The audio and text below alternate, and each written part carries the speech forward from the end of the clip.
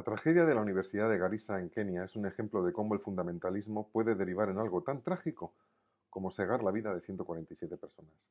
La motivación es un regreso a las sendas antiguas del Islam, un retorno a lo supuestamente fundamental de una religión. No quiero ahondar en la tragedia, sino aprender de ella y aplicarnos la lección a nosotros mismos.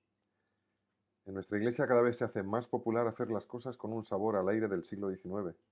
Se habla de volver a las sendas antiguas, justificando así muchas conductas restrictivas y anacrónicas, en algunos casos hasta violentas. Sí, violentas. Podemos no matar como los fundamentalistas islámicos, pero sí lo hacemos con un comentario o con una mirada. Los cristianos que se denominan fundamentalistas afirman recuperar los fundamentos de la fe y citan con frecuencia las palabras de Jesús, mas al principio no fue así.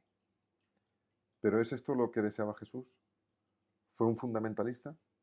Un fundamentalismo propone volver a las sendas antiguas en modo y forma, pero muchas veces se olvida del fondo. Jesús no fue un fundamentalista en absoluto, sino un revolucionario de la nostalgia. Nostalgia por los principios, el fondo de las cosas de la antigüedad. Jesús fue el maestro en rescatar los principios antiguos que se diluyeron con el tiempo en la mezcla de las tradiciones y de las formas. Jesús fue y es un experto en actualizar y mantener fresca la palabra del Evangelio. Sus palabras eran rotundas y a la vez frescas.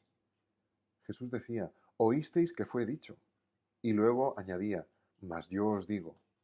Y entonces hacía el milagro de rescatar el principio que había detrás para sacarlo a la luz y en el contexto contemporáneo. Pongo un ejemplo. La mujer sorprendida en el acto mismo del adulterio. Los más puritanos llegaron con el manual de iglesia, reclamando disciplina.